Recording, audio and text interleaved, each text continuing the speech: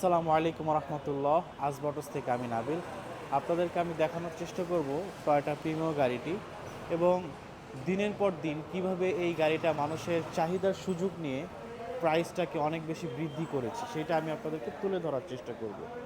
Toyota Premio বাংলাদেশের ভিতরে একটা রিলায়েবল গাড়ি, সেটা আমরা সবাই জানি।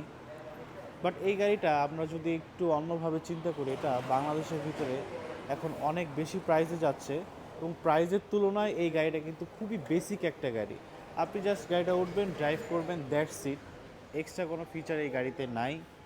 এই গাড়িতে আমরা যে ধরনের ফিচার অন্যান্য গাড়িতে আমরা এক্সপেক্ট করি বা যে ধরনের ড্যাশবোর্ড ককপিটটা আমরা চাই, এই গাড়িটা কিন্তু সেটা ফুলফিল করতে পারছে না 2024-এ এসে। বাট গাড়িটা যেহেতু রিলায়েবল, এটার ইঞ্জিন পারফরমেন্স ভালো, এটার গিয়ার বক্স পারফরমেন্স ভালো, এটার ড্রাইভিং এক্সপিরিয়েন্স খুবই ভালো, এই জন্য আমরা গাড়িটা কিনি। এখন এটা ভালো, এটা কবে থেকে ভালো? এটা যদি আমরা 2015-16 দিকের কথা চিন্তা করতাম, তখনকার জেনারেশন অনুযায়ী এই গাড়িটা ঠিক ছিল, ভালো ছিল।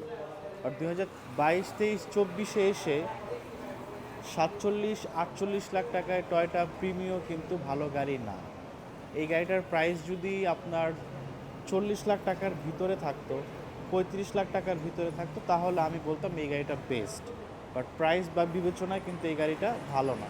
বাট তারপরেও যেহেতু অনেক টাকা যাচ্ছে, যাক, আমাদের চিন্তা ভাবনা এরকম, গাড়িটা ভালো হইতে হবে সেই বিবেচনা যদি করি, তাহলে গাড়িটা ঠিক আছে। গাড়িটা ভালো, এ নিয়ে কোনো সন্দেহ নেই। বাট প্রাইসের সাথে গাড়িটার ভালোর একটা বড় দূরত্ব রয়ে গেছে। অর্থাৎ এত ভালো না যে আপনি অলমোস্ট 50 লাখ টাকা দিয়ে টয়োটা প্রিমিও কিনবেন। আমার সামনে ঠিক পাশে কিন্তু করোলা ক্রস রাখা আছে। এই গাড়িটা সিসি 1800, বাট গাড়িটা কিন্তু 42 লক্ষ টাকা থেকে স্টার্টিং প্রাইস। যেমন আমার কাছে এই ইউনিটটা আছে, এটা হার্ড টপ। এই গাড়িটা আপনি 43 লাখ টাকায় পাবেন। আর ঠিক পাশেই যে প্রিমিও যেটা আছে 21-এর মডেল, এইটার দাম 48 লাখ টাকা। আর আমার এই পাশে যে ক্রস ওভার গাড়িটা, এটার দাম মাত্র 43 লক্ষ টাকা। আর দুইটার ঠিক আছে, এটার আপনার সিসি 1800 ইয়ারলি ট্যাক্স বেশি হবে, বাট আপনি ডেইলি বেসিসে যে পরিমাণে ফুয়েল ইকোনমিক তেল আপনি এটা থেকে বাঁচাতে পারবেন, সেটা কিন্তু টয়োটা প্রিমিওতে আপনি পারবেন না।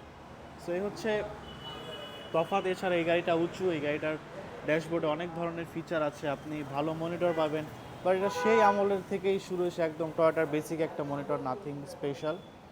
এবং এটাতে আপনার লেদার সিটও হয় না, জাস্ট সেমি লেদার। আপনি চারপাশে লেদার সিট পাবেন, মাঝখানে একটা ফেব্রিক বেজ ইন্টেরিয়র ঠিক আছে। বাট করোলা ক্রসের ভিতরে যে ধরনের ইন্টেরিয়র ইউজ করা হয়েছে, লেদার সিট ইউজ করা হয়েছে, এটা মাচ মোর স্পেশাল।